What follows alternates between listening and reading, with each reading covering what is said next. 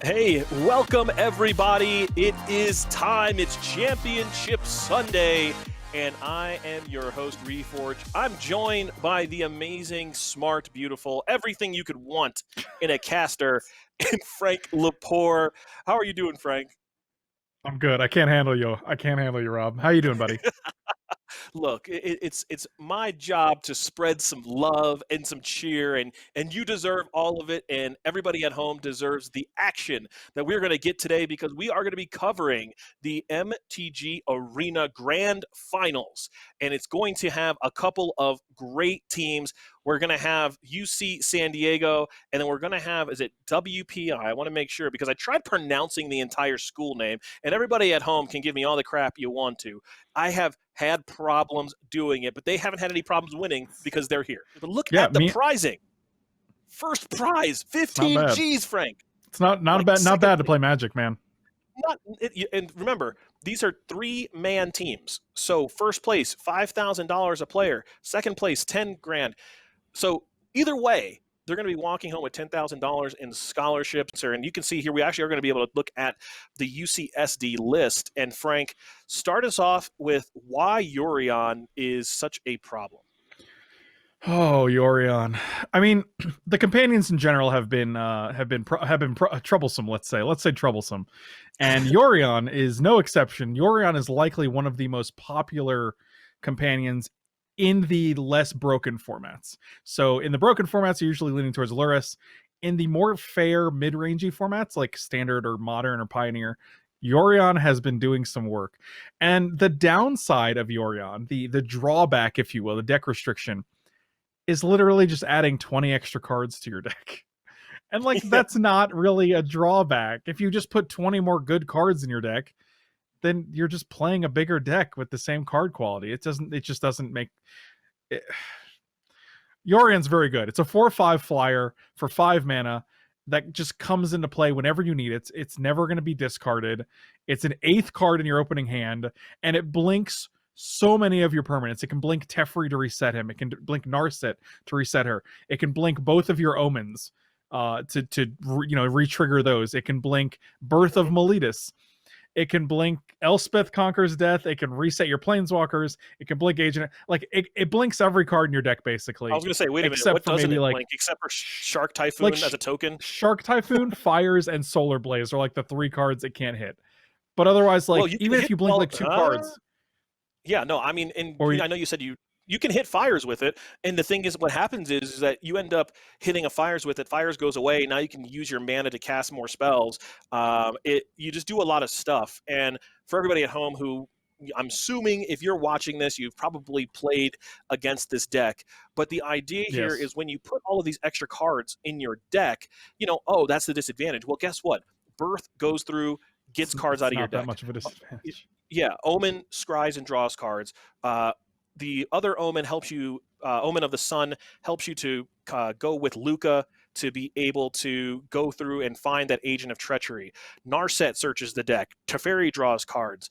Elspeth Conquers Death, being able, ECD is one of the I don't want to say it's a problem card, but it is just so good it does so much in this deck because you are able to O-ring something permanently, and then you can get the second part of that, which the second part will make sure that all of their spells, or non-creature spells, cost 2 extra. When you put Yorion into play, you get to blink that Elspeth, or this ECD, what we call it. You bring it back and get rid of another permanent, but the biggest, most massive monster in this deck is Agent of Treachery, Frank. Tell me why this guy's a problem in this deck. We were just talking about this. I mean, 7 mana. Oh, you're like, 7 mana, it should have a big effect. But the problem is no decks are playing this card fairly. Either Yorion is blinking it, so you're able to take multiple permanents that your opponent can never get back. We were talking about how, if you're using a card like Control Magic or Confiscate, you can just blink those. You can blink a Control Magic. You can destroy a Control Magic. You can get your permanent back. If they take your land or your Planeswalker with Agent of Treachery, you're never getting it back. It's just not happening, right? And the thing is, with Yorion, you're blinking it, so you're able to use it multiple times. And with Lucca, the interesting thing with Lucca is that it's the only creature you're going to hit in your deck.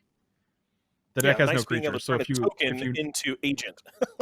right, you -2 Lucka and then sacrifice like the Birth of Meletis Wall token or one of the Omen of the Sun tokens, and you just get an Agent of Treachery. And like the problem with Agent of Treachery is that no deck is using it fairly. Right. I mean, it's not to be a fair card, and it is a card that has currently warped standard to be building around it. Yes. Neither of these teams are playing the other version of this deck, but that's okay. That uses Agent of Treachery.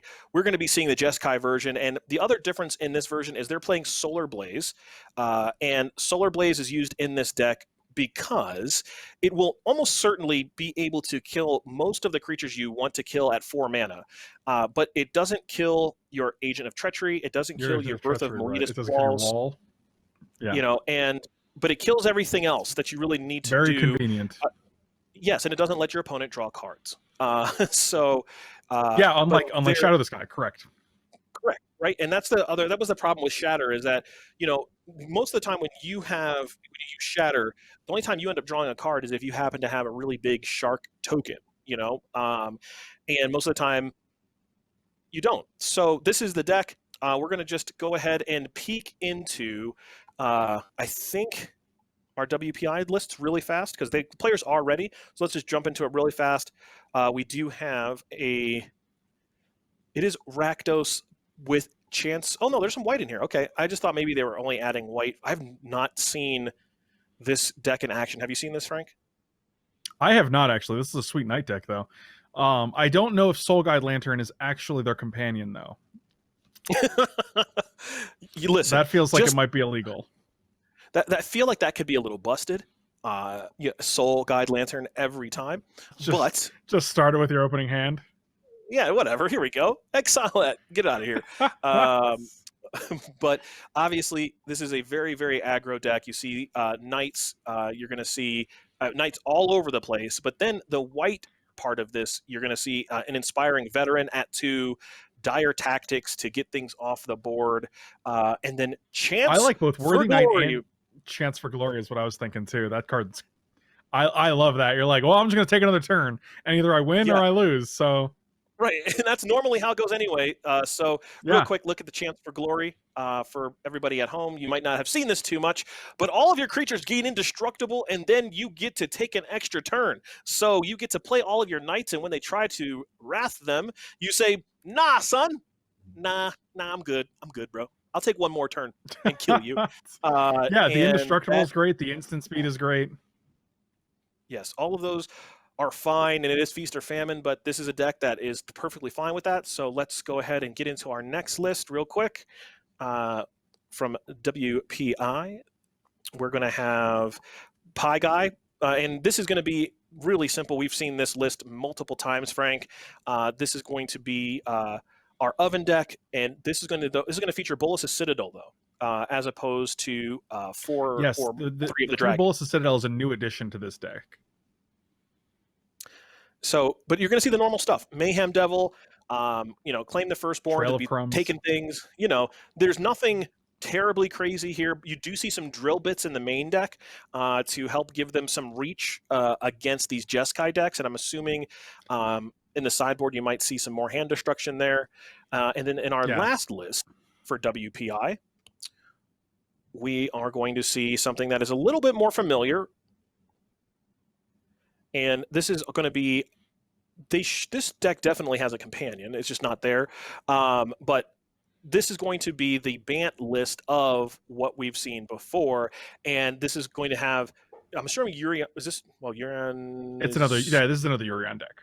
Yeah, okay, just making sure. So the difference here is that I believe this deck does have a good first game against the Jeskai mirrors. So you're going to have Dovin's Veto, Mystical Dispute, Neutralize, all main deck ways to deal with what they've got going on, as long as you can keep Teferi off the board. Main deck, this seems great against them.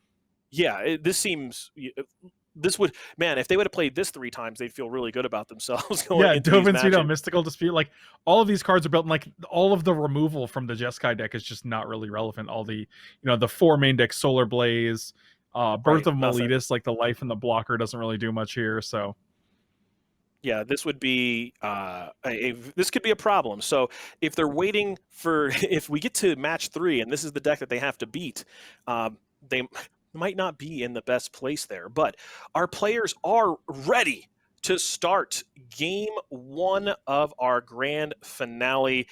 It is going to be featuring again UCSD, University of California, San Diego, beaches, sun, lovely weather out there in San Diego. And I don't know about WPI, what they've got out there, but right now, everybody's eye is on the prize to be crowned the inaugural MTG Arena champion.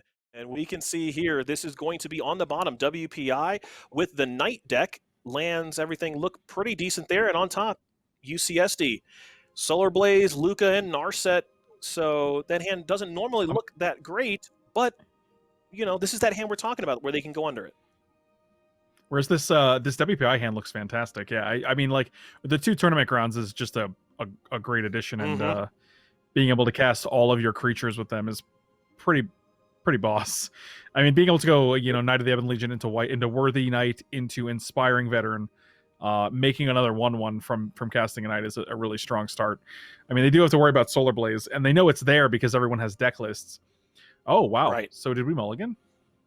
Yeah, but he had to mulligan because the thing about that list is his Solar Blaze will be on turn 4, and if his opponent literally has any type of aggressive hand, you can forget about it. Like you are going to be in double Solar, like Solar Flare. I mean, Solar Blaze really underperforms against this list, and I mean sorely underperforms. I mean, if we look at just the first card on the board, if you look at Knight of the Ebon Legion, it actually doesn't hit the Knight of the Ebon, right? Exactly. Even kill him. And of course, the Bez actually drew a second copy of Solar Blaze, unfortunately. Well, because that's exactly what I mean, it does take everything else. It takes Veteran, it takes out Worthy Knight. It does take a lot of cards out. And also just being able to go Luris on like turn 5 and also just playing Worthy Knight again from the graveyard is just so good. Like, this is a great example of why companions are just very, very strong. Yeah, when your opponent gets to resolve a Luris and bring something back, you're usually in a lot of trouble. This is so much power on the board. Look at this. 3, 6, 7, 8, 9 power. You can cast Omen of the Sun. He could put him to 2. He could actually pump the Knight +3/+3. Right. If you can play, if you play Inspiring Veteran, aren't they dead? I mean, it has Omen of the Sun, sure, but like, wow, this is just it's just so much power. Right, and this is what we talked about, going under the list, going under the deck. This is why Clarion is so obscene, because if he had Clarion last turn, he could have just wiped the whole board. Wiped the board, right. And it would have, right? And now he's like, well, I've got this Solar Blaze. I'm still taking 3, go to 13. I can untap, cast Solar Blaze. There's still a Knight of the Ebon Legion on board. It just doesn't deal with Knight, right? Exactly. And like now your hand is forced. Like, you have to play something here. It has to be Solar Blaze. But then you just get to go Luris into Inspiring Veteran. Yeah, here we go. Sure, it's a 2-for-1. I mean, like the Knight token doesn't count, so that's fine. that what? Oh, it has Death Touch. He gave it. Oh, that was a mistake. I don't know why you would do that. He gave his own creature Death Touch, so it actually killed it. Oh, that was not. That did not work out the way you wanted it to. Wait, hold on. Does it already naturally have it when it goes up, or does he only get Death Touch? It gives Death Touch. It only gives Death Touch when you actually activate the ability. I don't know why. Maybe he was like, I'm going to put it out of. Maybe for some reason he thought he could put it out of range of the. But it already was out of range, so I don't understand. Like, that was just a very strange play by Coinman. And now, if you cast Solar Blaze, you're only going to go 1-for-1. You're only killing Luris at this point. Legion, right, and Knight of the Ebon Legions are going to come and be really angry because Inspiring Veteran is going to inspire them to get busy on your face. But if you don't cast or Solar Blaze, what are you going to cast? It's funny because both Solar Blaze and Elspeth Conquers Death, their only targets are the Luris right now. So, All right, so this will make a 4/5. Yorion's You'll go decent. ahead Just and blinking that. Put 2/1s into play, yeah, sure. yeah, give you some time. I mean, the fact that you can just play all of your cards from the graveyard is just really good. It's gross. Well, and now when Knight of the Ebon Legion has Death Touch, it becomes a little more gross because now you'll be able to attack with your knights. If he decides he wants to block with his Yorion, which he probably will not, probably just block with tokens, but he wants to keep one token around so that he can go Luca and eat the token and be able to bring in an Agent of Treachery plus Blink. Or no, you can't. Yeah, just bring in an Agent of Treachery and take Lurrus or take the Yeah, knight. it just requires them to keep one creature alive here. And they're at 15, so it's definitely not impossible. I think that I think he's concerned that if he blocks one, that he'll lose the other one to an instant speed ability. So I think he's considering just not blocking right now, taking the damage, and then being able to certainly be able. Okay, so he didn't do that exactly how I thought he would. All right. I mean, this still seems fine. Like, that's a fine option. Yeah. Now, like, do you just take the knight here? I think taking one of the knights is definitely the way you have to go. It's one of the few creatures that is actually resilient to the Solar Blaze in your hand. Right, because if you take one of the knights, you can still block the other stuff, and then you can Elsbeth Conquers Death on Lurrus. You can just take Lurrus. I mean, if you find a way to blink your agent. Oh, but wow. he takes I don't like that. I don't like that because he can just Solar Blaze and kill that anyway. Right, exactly. And then like even your Yorion and your Agent of Treachery both survive Solar Blaze, so they would be left with one knight, and you would have a knight, an agent, and a Yorion, and I think you're just in a much better position. But instead, they're going to keep two knights, and you're going to actually have a hard time going around these knights. Also, Elspeth Conquers Death in your hand is still another way to get rid of Yorion, or Lurrus rather. So it's like Lurrus seemed like the weakest. Right. Yeah, so he can cast Solar Blaze. Solar Blaze would eat 3 of his opponent's permanents, would lose the Yorion or Lurrus. I mean, Yorion would stay around, Agent would stay around. So then Yorion and Lurrus combined. Exactly. Well, normally I don't see them just hanging out next to each other. I don't usually on see the same Lurrus side, right? Exactly. Yorion, they got the little cat on top of the a big bird hanging out. So, but these 2 Knights of the Ebon Legion are going to be a problem. You have to find some way I don't know what he has in this list besides taking it that he can do. So if this token lives, see, the other thing is that Luca was going to be able to get another agent, and you could have just taken both knights and then Solar Blazed, and then you just Plague Wind him. So now he's going to be able to kill the 3/3, block Lurrus. He's going to lose a token here. I think I would just keep my token. I don't understand that. Well, I think if he sacrifices, I guess that's actually, yeah, you can't sacrifice agent to get agent. You actually have to sacrifice the Yorion now. Yeah, and the other thing that he could have done is he could have just let his Luca die, because he does have the EDC in hand, if he really wanted to. So now he's gonna. This is fine. Wait, what? He doesn't understand how Solar Blaze. He doesn't understand how Solar Blaze works. That was an interesting concession, man. I feel like this is so weird with $15,000 on the line. I feel like Coinman is just. I think okay. I feel like we're missing given something. These turns. Are we like Knight only gives itself Death Touch when you pump it, not when it gets a token, right? Correct. That's the only thing I can think of.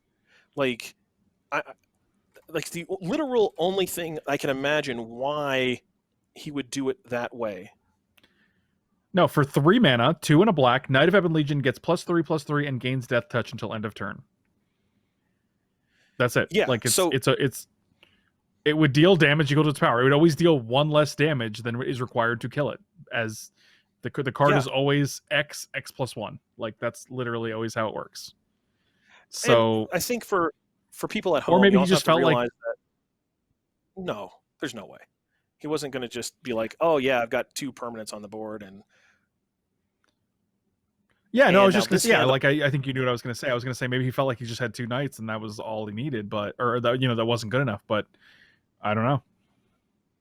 yeah. On top, you see the Solar Blazes are still here, and we already know that there's going to be some cards in this. The Knights are a problem. Uh, for University of California, San Diego, and this Jeskai list, there really aren't too many good ways to deal with the Knight once it's in play. But there was Do a we know mulligan why he here. brought in Embereth Shieldbreaker, rather? Just more creatures because he doesn't need the removal. I guess so. Interesting. That's the only thing I can imagine. Right, because there's actually no artifacts in the Lucca, The Yorion deck, in the Lucca Luckeye deck. Yeah, it doesn't hit enchantments. It's just a body. well, I mean, this is a good start again, but like without the Knight of the Ebon Legions, you just have no Solar Blaze protection. And I think the Bez is going to have enough time to stabilize here, especially with Omen of the Forge and Teferi in hand. Yeah, there's no question here. Omen of You're the Forge just going to have to fight through 2 hit. Solar Blazes, and I just don't see how it's happening. He doesn't have that potential because the thing about this is you can go Knight now. I mean, excuse me, Teferi now, and blink whatever you feel like blinking. If Teferi dies, you don't care. You're just looking for time. There's a drill bit, so that's not bad. That's actually 1 fewer Solar Blazes. Well, that's what I was going to say. If you can possibly do it this way, get 1 damage to Teferi, get the 2 in there, drill bit away one of the Solar Blazes, and now you'll know that his hand is exactly Omen plus Solar Blaze. The problem is Omen's gonna come down, Omen's gonna hit the Inspiring Veteran, and then when Urian comes back, it's gonna be a problem. It's gonna hit it again. And it's like you're gonna have to deal with either double Solar Blaze or double Omen Urian and Solar Blaze. And yeah, and those are. I mean, and as you can see, the problem with companions just reveals itself right now, where you just can't choose Yorion from your opponent's hand. Despite the fact that it's just there, it's just like an extra card in your hand that you can never interact with. Right, and so now he's going to lose all of his permanents now. So he could still live through this. He can, if he Solar Blazes now, he gets the 3 or the 2 for 1. He could instead just Omen and hit the Inspiring Veteran and try to get. The problem is that his opponent knows that he's got all these cards in hand. He doesn't know one of the cards, but there's really actually no rush for the Bez. See, I don't like Solar Blazing there because you have Castle in your hand ×2. Now, granted, here is the drill bit to be able to get rid of the Omen. That's actually pretty good. No, that's very good. Oh, don't. But wait, I don't know if I like this though. Okay, so because the Omen is there, so now you're just going to use. I guess you could still play Luris and then replay the Worthy Knight. Right, that's what. But they're not going to have anything in hand. Well, reason for the Bez. Now, I know that he did draw a drill bit, so what I'm saying is a little dated. But before we knew there was a drill bit, I was thinking that you just cast Omen, you eat one of the creatures on board, you have the castle, you can essentially chump block until you absolutely positively have to use the Blaze. Or you could just cast Omen, kill something, play Urion, just hard cast it, blink the Omen, and now you kill another permanent, and your Blaze won't kill Urion, and you have a 4/5 monster just hanging out. And tokens you can make every turn. So you can attack with Urion upstairs, and then make tokens to clog up the ground. So, and this is where the problem is. So now you're sitting on what? 2, 3, 4, 5. Worthy Knight is 6, 7. Omen can do it now and hit. You'll take 3, go to 12. But there's still what? Okay. Oh, that's interesting. Now, oh, that's amazing. Now you because now you get a you free now he can't cast Omen. So now you just get a free Right. drill bit. Oh, that's incredible. So now he knows his hand has nothing. Right, his hand is actual trash. If you responded with Omen, next turn you can Yorion kill a second free. Oh, wow, that was really good. There's a fry now. I mean, that's all. But I mean, like if Coinman hits a land, you can go Luris into either Worthy Knight or, I think there's an Inspiring Veteran in there. Oh, there's an Inspiring Veteran for sure.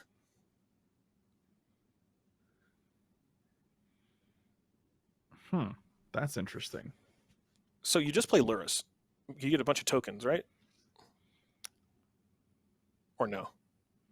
We get one token, right? Like, because it's only going to trigger off the knight.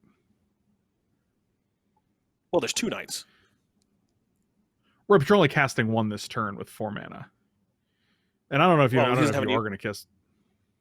Yeah, I just didn't know if he had another one. Oh, yeah. Okay. Get in there, buddies. Get in there, little buddies. So Yorion will block the 1/1. He'll take 3, go to 9, and then now he's like, pray for not another Blaze. Really, just these 2, huh? That's fine, I guess. I'm just trying to think of. I probably would have attacked with all the knights and all the humans. I would have just attacked with everyone. They would have taken 5, gone down to 7. And then next turn you just get to play an Inspiring Knight or Inspired Knight out of the graveyard, possibly. And it's probably lethal. All right. Goodbye, dear Luris. Oh, there's our buddy. Yeah, seems fine. So, I mean, this is a lot of guys. Yeah, and you just have to attack. You just turn them sideways. Yeah, you just have to alpha here. Yeah, Worthy Knight through Fervent, everything that can attack. Turn it sideways. Obviously, 2 of the tokens and the Knight of the Ebon Legion are summoning sick, but everybody else, let's go. What is happening? Don't do this. Coin Man, what are you doing? Yeah, now you just get 1 point of damage in. Yeah, that's not good. And your opponent, the Bez, is drawing just land after land after land, and you're not punishing, and he's at 10. And another land for his trouble. But now the problem is he does have, let's see, I don't think he has enough mana to do Castle twice yet. No, not white. No, it's got to have 10. Yeah. So here we go. Okay. We have to now. Okay, we have to, right? Take your Fervent Knight. It comes into play. Now, literal turn them sideways, my friend.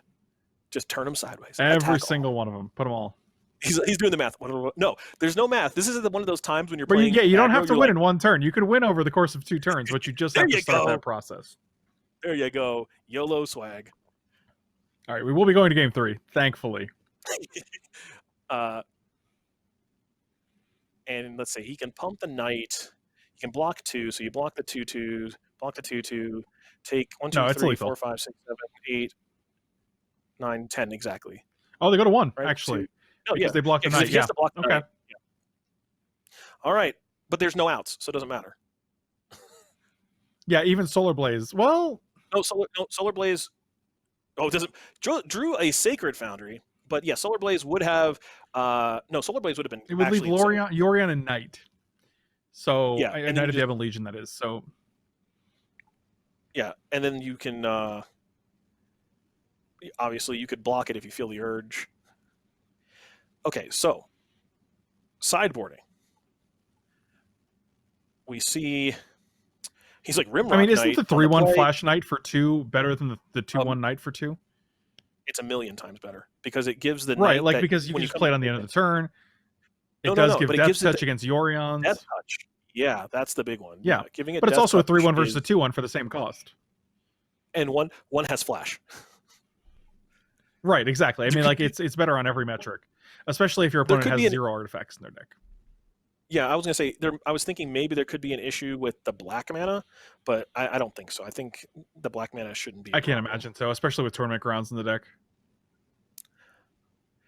The other thing I'm not sure of is if you play 4 agent in this after sideboarding. Like, I think you side out 1, but I mean, the things you're taking are just not that impressive. yeah, like that part of your game is actually irrelevant. What? That hand is horrid. The hand on the bottom is also not great. Oh no, tournament grounds. That's hard. Because you've got 2 I think I'd keep 1-drops it that just can't because hurt. Knight of the Ebon Legion is so good. I would keep that bottom hand 100% now that I look at it, because you have double Knight. You have the Knight that gives that has haste plus make your bonus, and you have drill bit. Yeah. So like, and fight as 1. You can, all of those cards you can cast. If you can hit one more land. Yeah, and then there's the Paragon, so he listened to you. That's what I'm saying. So I was going to say, I didn't know if you cast Knight of the Ebon Legion first or if you cast Fervent Champion, because if he happens to have the Red Omen.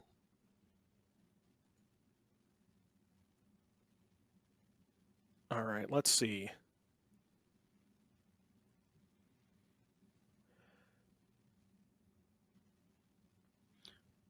There's only 3 Omen of the Forge, and they're in the sideboard. And with an 80 card deck, I think your odds are kind of low. Okay, no, I can get behind that. So this is almost certainly going to be Teferi. Bounce a Knight, I guess. Yeah, guess I bounce a Knight, lose my Teferi, and then play Yeah, Archon it's just of not. Sundegrade. It's not super impressive, but it does buy the time, I guess. Being able to take, oh man, this is gonna. I'm pretty sure. He's unfortunately has to take that Knight, the Archon. Like, he wants to take Luca, but I think you have to take Archon. Wait, why are we casting this pre-combat? I think you do have to take Archon. I agree with you.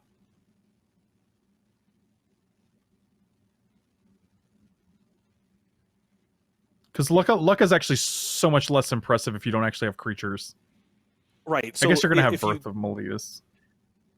Right, but that's. But you can easily kill the O4. Like, but the thing is, they're always gonna block with the O4, and then you can just kill it with the Death Touch from the Blackmoor Paragon, or the Blacklands Paragon rather. So like, you actually can engineer a situation where they don't get to keep the wall when Lucca comes down. Yes, because there's no way they're not blocking. Well, but here's the thing: as like, what are you going to be? He's obviously worried, right? He's actually not even worried. He can just play Inspiring Veteran, smash face, and the only thing you're worried about. Oh, I guess they're going to like, play it next turn, on the same turn they get the wall. Never mind. Right, of course, but that's okay. He takes 1 permanent. He ends up taking a Knight. He'll have Knight plus he's a 10. Right, he's going to have Knight plus a 2/3. Okay, so then he get to attack, and your Knights are still bigger than his. And you still have Fight as 1 and Blacklands Paragon. Right, and for the Blacklands Paragon. Well, yeah, because you can now have Death Strike. Death Strike. You'll have Death Strike sounds nice. Death Strike sounds. I mean, that is the combination of Death Touch and First Strike. But so you'll have Death Strike if what's going to happen is going to happen. He'll take the Knight here. He's thinking about taking Inspiring Veteran, actually. Yeah, that's what I was thinking too. But also because like it's a -3 power reduction, the same as Knight right now. But if you take the Knight, if you take the Knight of the Ebon Legion, then it's tapped, so you can't block with it. Right, and the thing is, like, if you are Coin Man and your opponent takes Inspiring Veteran, it makes you believe that he doesn't have the Blaze either.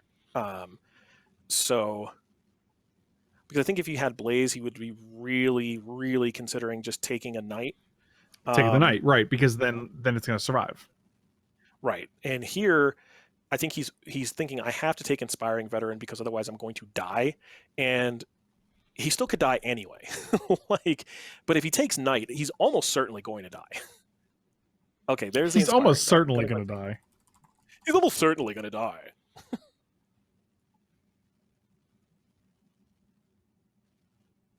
Because he can't even block with Agent of Treachery either. Like, he wants to block with Agent of Treachery, but any combination of agent blocking is going to require it dying.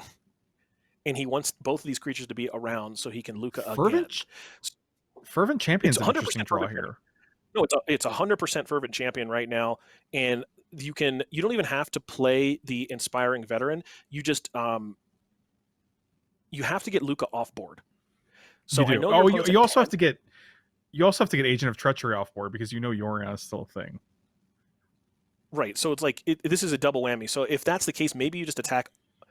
Well, I don't know that that's the plan. Like I think you just attack everything at your opponent here, because even if he does it right here, you don't block. You don't care because you just Urian and then you'll bounce. Well, you might want to block with Agent to try to get the Fervent Champion off the board. There's no world where you do that. None. Really? You don't think so? Zero world where you block this. This is like not. I wouldn't even have a. This wouldn't. The idea of blocking wouldn't even come into my head. I would be snapping off destroy Luca all you want to as fast as I possibly could, because now. Well, because I'd be concerned with Yorion next turn blinking Agent of Treachery. Oh, yeah, I see what you're saying. Yeah, you're talking from Coinman's perspective, or from the Bez's perspective, sure. Yeah. Yeah. I mean, Yorion coming down, blinking Agent, stealing another creature is pretty good.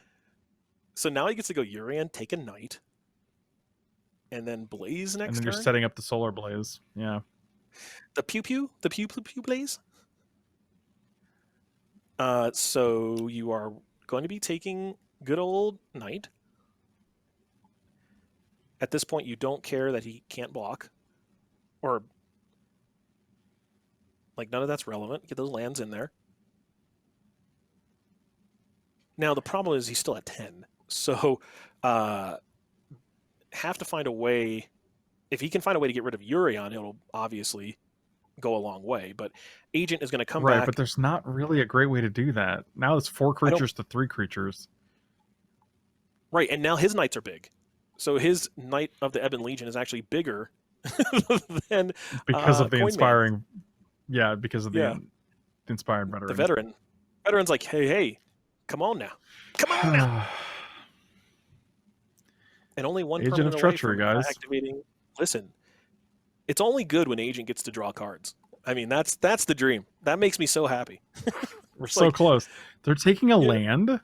What? I guess if you don't want to be alive. Okay, so you can block 3. Let's see, hold on. If you block, you can block 3. So you can block.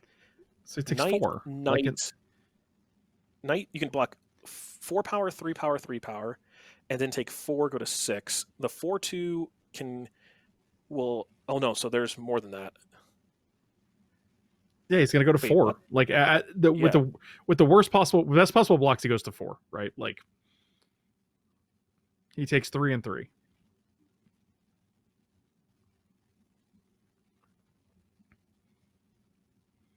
Yeah, eats a Knight. Yeah, this is rough. These blocks right now are because he doesn't know about Solar Blaze in hand. So he'll go to 1 if he blocks. As we see here, if he blocks, it will be a problem. So. Okay. This is still really bad. It's real bad, yeah. Because Lurrus still exists. Like, Lurrus is still there. It's not like he's going... Oh, my! You said that people don't cast Agent of Treachery, but... Okay. Well, I don't know if I said they don't cast them. I just said they were doing unfair things with them in the decks. So the solar... No, listen. The solar... I'm listening. The Solar Blaze hit, and it killed the Knight. Wait, why did we play that tapped instead of playing Lurrus here?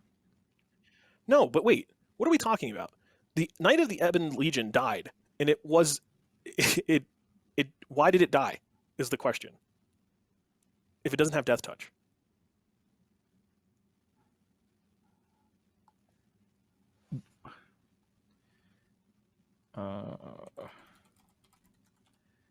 I don't... Are we sure that's what happened?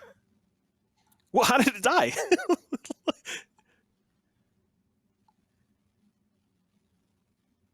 Huh. Did he...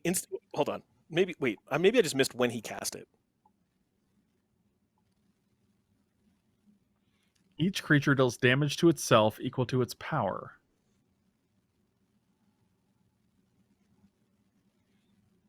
I'm very confused about that, if that's the case.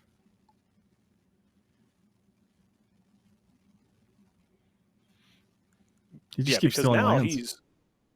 he's for sure dead now. Yeah, he's this is the best game to lose now. Yeah, because here's the Archon. That's a 3/4 lifelinker. That card has, without ever casting another. Oh yeah, that's not going to do it. Right.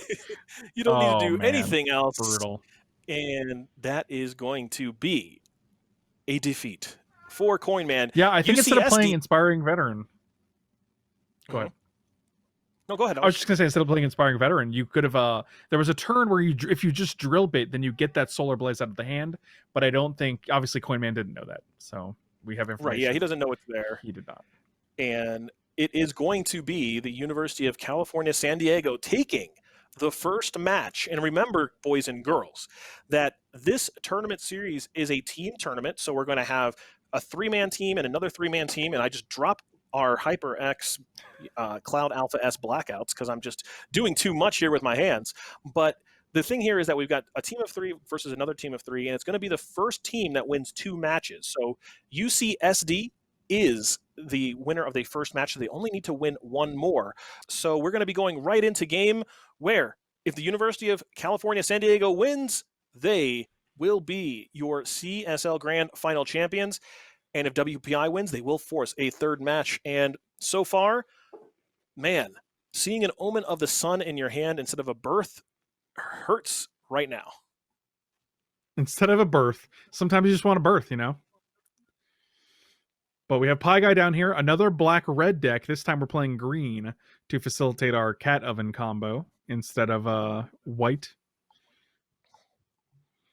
So, I mean, we do have Witches Oven, but we have no Cauldron Familiar here. Also no Gilded Goose to start the game off. So I think our earliest play is going to be like turn 2 Trail of Crumbs here. Yeah, and I mean, Trail of Crumbs is going to be a nice card. The problem with what's going on currently is if you're Pie Guy trying to take down Podesso, you really, really want to be aggro here. You want to be doing something. Yeah, and you want to have a lot of early plays. You want to have an early engine online. And the question is, Blood Crypt's going to come into play untapped here, I'm assuming. And will it be a Mayhem Devil or will it be the hard cast Drill Bit? And he will be pretty unhappy if he casts Drill Bit here because he'll want to take Teferi and a second one got drawn. But I feel like you want to take Fires, no? Don't you want to take... Do you not want to take Fires here? Well, no, he will. He will take Fires if he Drill Bitted. I'm just saying, like, you wish you could just take Teferi and not have to deal with it. Unfortunately, that's not the standard world we live in, Rob. We always have to deal with Teferi. That is life. It's true. Teferi is unfortunate. Life. And this is a situation where Teferi is going to be able to come in, be able to bounce the Woe Strider, draw a card, and not die. And as you saw in the previous match, Teferi would come down, bounce something, die instantly. But this Teferi, he's going to hang out. Say what's up, bro. He's sticking around. Yeah, and I'm pretty sure Pie Guy's in a position where any land is going to just get kept on top. Like, this is also the deck with 3 Bolas of Citadel, so you're definitely trying to get to that late game. Cast your 6-mana Bolas of Citadel, and presumably, due to like Witch's Oven, the food tokens, and the Cauldron Familiar, you'll have enough life to just kind of churn through your deck. All right, we're going to go up to 4 mana. This will be Woe Strider plus an Oven. Still, no real pressure here for Podesso. Podesso will still be at 20 right now, and there will be an incoming Fires of Invention with an Omen of the Sun to back it up, possibly. Your favorite and mine. No. Omen of the Sea will probably be the play here. Omen of the Sun will come next turn with Luca. No. I mean, no. That was you. On the bright side, like, it does turn off all the flash cards from Podesso. Like, you just lose the flash abilities on Omen of the Sun, Omen of the Sea. I'm not sure how big of a deal that is, but it's it's a little bit of a restriction. Yeah, and he's just thinking right now if he wants to play Omen of the Sea or Omen of the Sun, and it is definitely 100% Omen of the Sea. so that you make sure that you get your 5th land, so that next turn you can cast Omen of the Sun, Luca, and take. I'm not even sure what you take at this point. You'll take something. Most likely a land. I mean, yeah, the problem having 2 Luckas is just like, well, okay, I guess you're definitely going to get. I mean, I guess you could take Omen of the Sun. I mean, I don't know. It really depends. It really depends on what. Oh, yeah. Okay, so I mean, you could take Omen of the Sun because it does prevent Lucca from actually finding that that Agent of Treachery right now. I mean, Lucca. If you don't -2 Lucca, the plus ability on Lucca is just really not that good in this deck. You're like, plus, do nothing. That was fun. I did not find a creature because there were only 4 in my deck. And I can't hard cast them even if I wanted to. So this will be sacrificing a token. Teferi is going to hit the bricks. But then, I think you go face so you can drill bit here. Yeah, you're gonna go face so you can actually drill bit. Teferi right now is just not a problem. Like, you have a couple turns because not being able to play your stuff at instant speed really doesn't do anything. Yep, I would take Omen of the Sun too. I like that play. Yeah, and that's because why now he just has a hand that does nothing. Yeah, that's why I would have played Omen. You know, like, I wanted to have the blue Omen last turn. I think the blue Omen was stronger. I might have even just played the white Omen on the board and then just not played Teferi, you know, because you don't really need the second Teferi. Yeah, but the problem there is if you sacrifice 2 permanents, you lose both your tokens.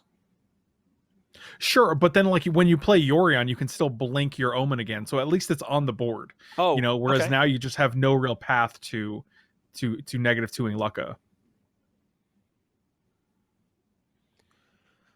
Okay, so the question, and like you can play Yorion is... and it blinks Teferi, but you don't get to activate it. That's the problem. Like, it just comes back as 3. You don't get the activation, and then you can just attack it if you have a way to deal with the Yorion.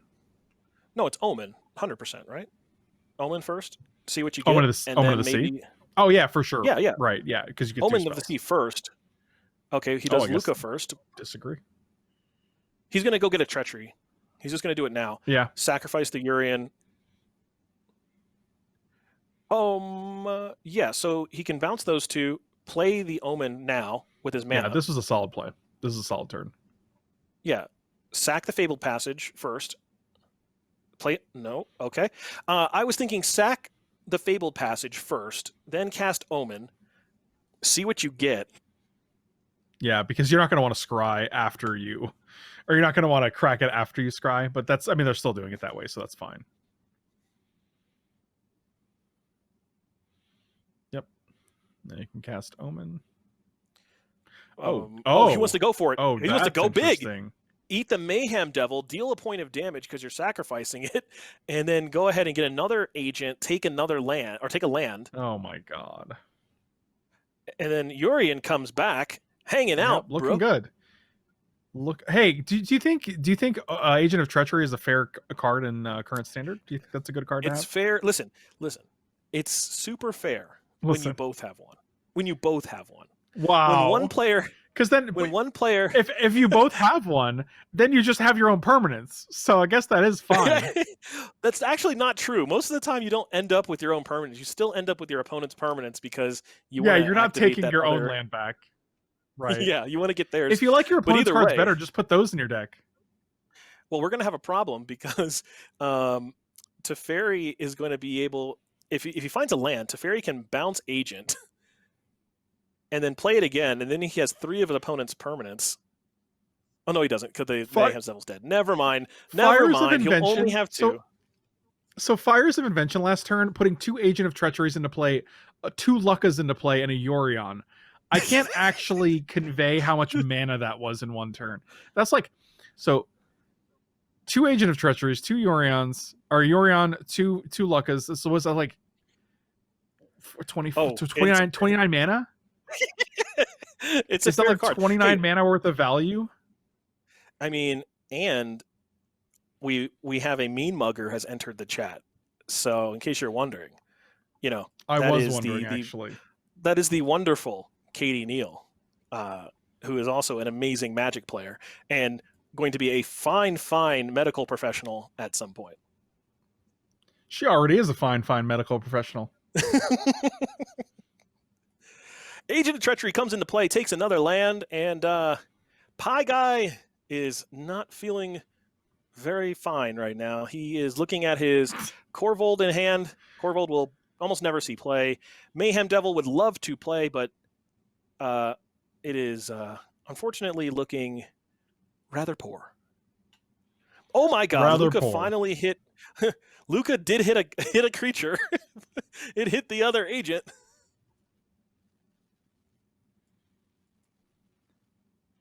I don't see a universe where Pie Guy wins this I don't game. either. It's kind of discouraging because you just can't do things faster than your opponent's doing them.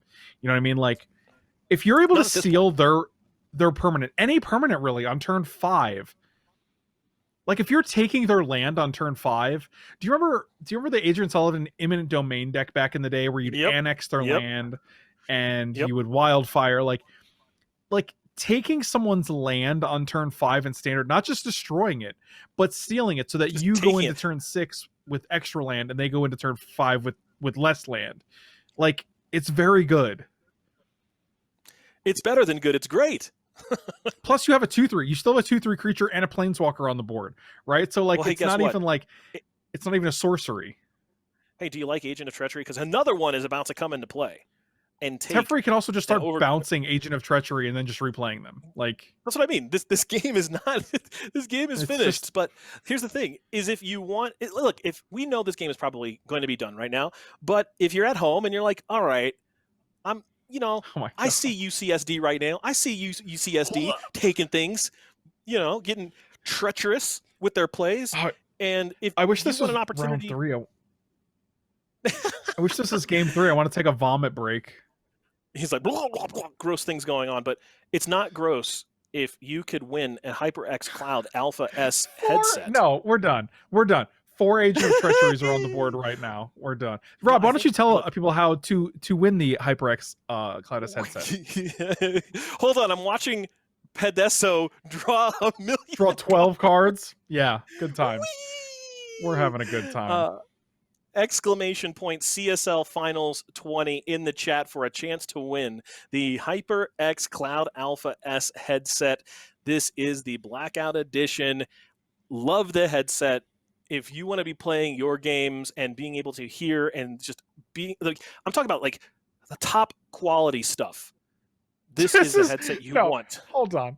Pie Guy tapped 2 forests, which are his only 2 lands left, to put a second Trail of Crumbs into play. I feel like he's got this. I feel like we just turned the corner. Hey, well, what if? Wait, hold on. What if he decks? He just drew 12 last turn. What if he draws another 12 and decks? No, here's the funny thing. Because you have Yorion, your deck is actually 80 cards, so your likelihood of decking significantly less. Dude, and this is the total BM. This is. Oh look, he did. He bounced his own agent to recast agent. Yeah, this is BM Deluxe. I don't know what UCSD and WPI have against each other, but UCSD is taking it to him. Take him Rob, to the cleaners. If we ever get into a fight, if we ever have a spat, I would still never do this to you. I just want you to know. Listen, when I was a young buck and I was in college, I definitely would do this. As an older, more wise sporting person, I probably wouldn't, but you never know. I think these finals are a great example. I think these are setting a great precedent for the banned and restricted announcement tomorrow that might hopefully hit both Companions and Agent of Treachery. I think this is a good. This is a yes, sir. What are you thinking? I mean, I agree with you that yes, Agent of Treachery is probably never, ever, ever going to see the light of day in Standard again. After tomorrow. Yeah. But this is also a thing where you know for a fact that the card Agent of Treachery is the number one. It is the number one threat in Standard. And it's a situation where your deck needs to be able to handily destroy this deck. I mean, you literally just build your deck to build it or to beat it or you play one of the variations. And if you don't do one of those things, I do not feel one sliver of bad for you, because I have It's been funny through how many many a standard cards. format. Yeah, it's I've funny been how through many many a standard cards format like that this. have. Yeah. It's funny how many cards from the remember the Field of the Dead deck, where you play Field of the Dead and you play you know, Agent of Treachery. It's funny how many cards from that deck ended up being, unfun. Let's say less than sportsman. Well, this hand is actually horrible for Podesso. Like, this hand is really, really bad. It does actual nothing. And on the other side, for Pie Guy, he does have a reasonable hand. Turn 2 Woe This is Strider, not bad turn 2 for Mayhem the deck, Devil. right? But he's playing fair Magic. It's like, correct. I'm putting, well, I mean, granted, it is still a 3/3 that when you sacrifice permanents, it does damage to any target. So it's a very good card, but it's still relatively fair. On the other side, Yeah, but like Podesso has nothing.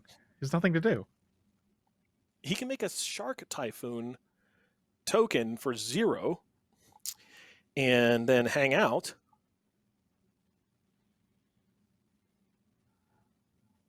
But this is why the deck is played the way it does, because you go turn 2 3/3, turn 3 3/3, attack for some damage, finish you up with Cauldron Familiars.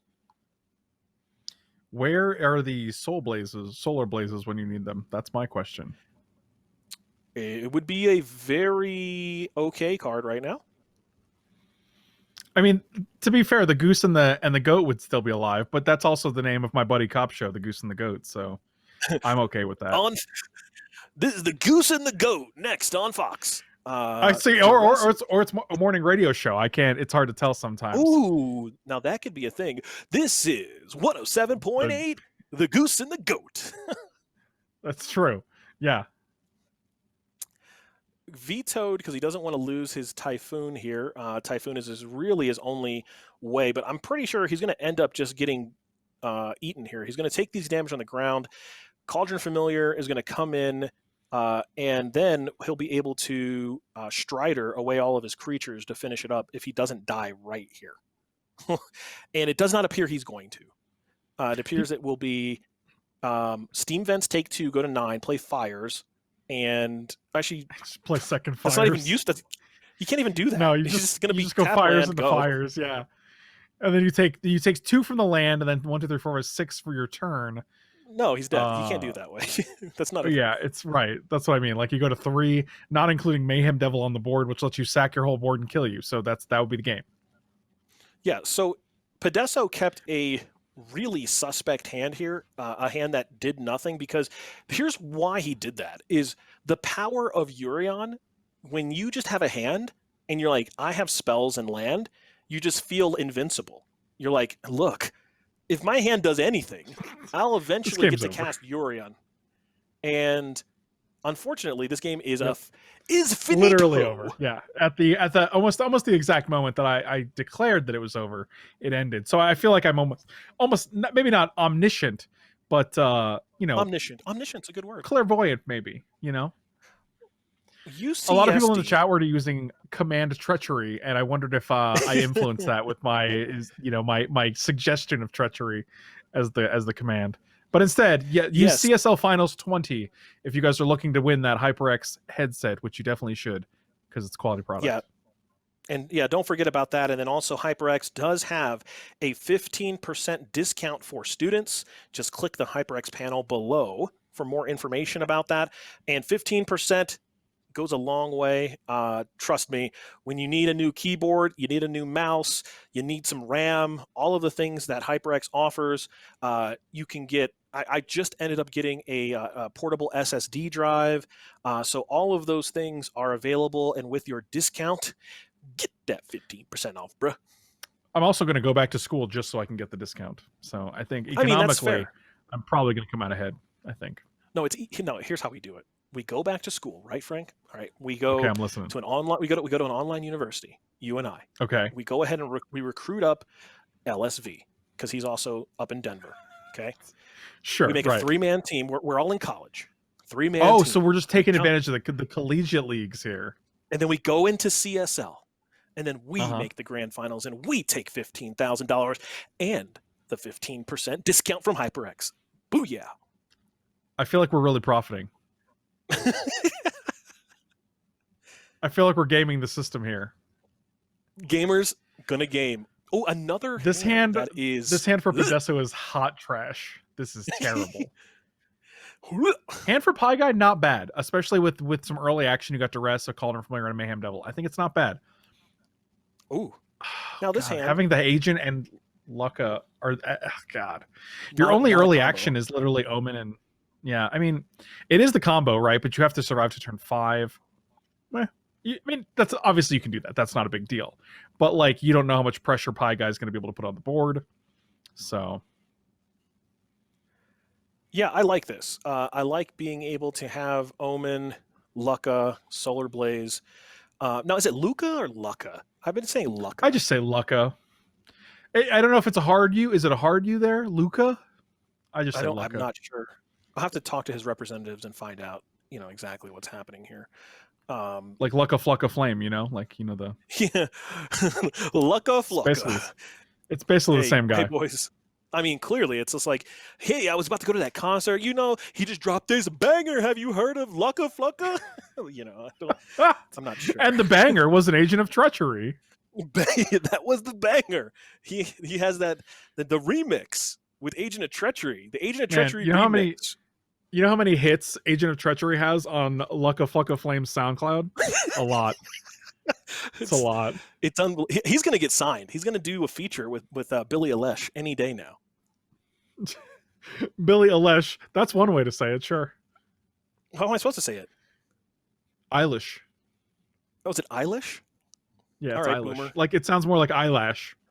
Okay, well, I'm a boomer, okay? I said Eilish. I was like giving her this really cool swag. Hey, yeah, you were Billy making it way more foreign than it was. You were making it way more international. I was making her like from some really sweet like European country. Hello, my name is Billy Eilish, and I do, the hip hop. I do the hip hop. Wow, she's also a boomer, clearly. I mean, y'all do the hip hop. Do you do the hip hippity hoppers? Anyway, we are now going to be able to see untap Lucca Flucca Flame into the Hitmeister Agent of Treachery. Yeah, this is a real situation where he's like, you know what? I'll take 3. I'm not gonna really risk any of my tokens right now, because once I get to cast this Lucca, I'm gonna steal all of your things. Draw. So. Fabled Passage has entered the chat. The chat? It's all quiet on the Western Front right now. Can the lands go into the chat? Lands can go into the chat. What do you know about this, bruh? Here we go. We are going to next level of casting that I was not expecting. Hey, this is the fun part. Here we go. Lucca Flucca Flame. This is not the fun part. Take your stomping ground, then we're going to go ahead and blink that bad boy, then we're going to take your blood crypt, and then that is all we've got. Goat and the Goose on the cast right now. Goat and the Goose. Oh, the goat has just passed it over to me, the goose.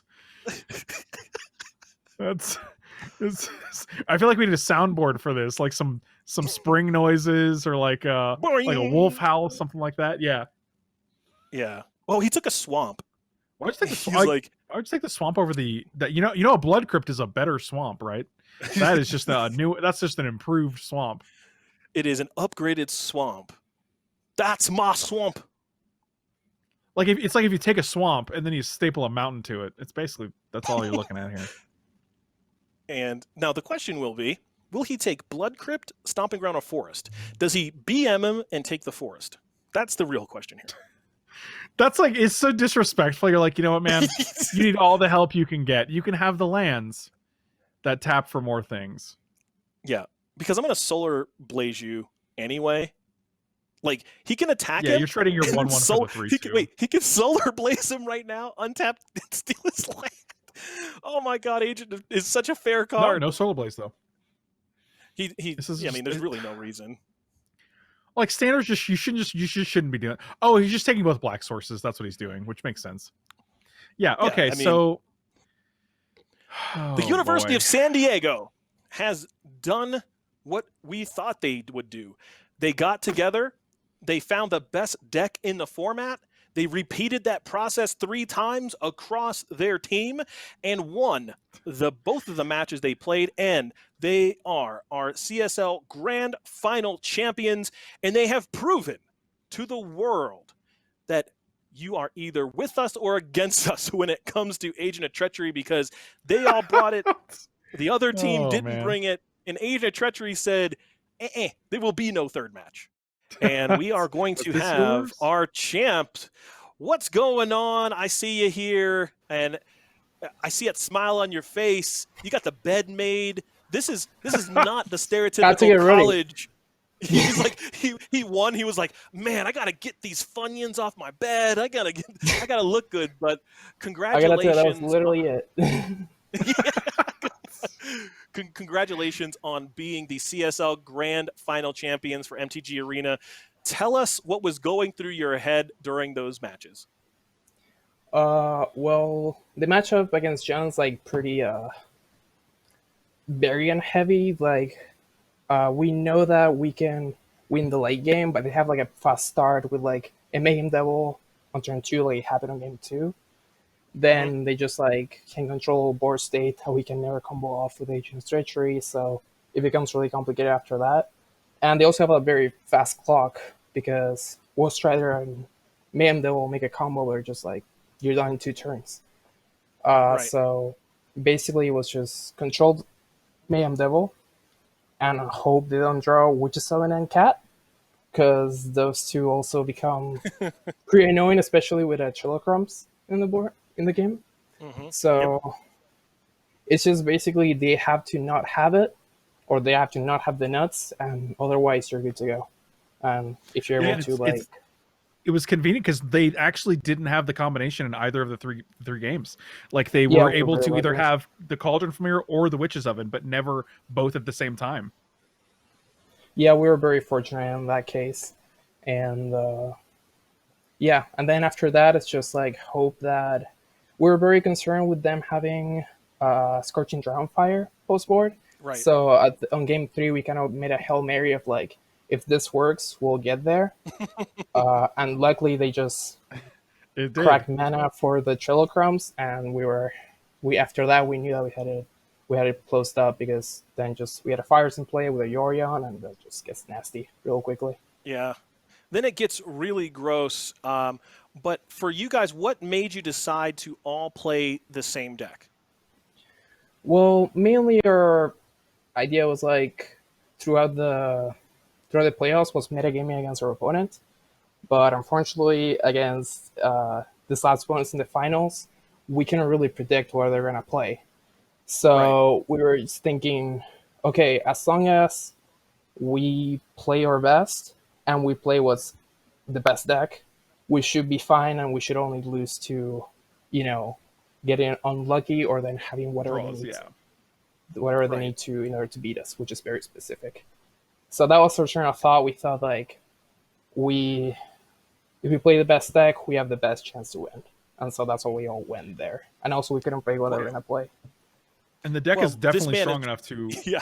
to like have a good Yeah. shot against most of the field, you know. So it's not like you lack any specific tools for any specific matchups. Like it definitely, Yeah. you know, depending on your draws, you should be in good shape. Yeah, it's not that against anything.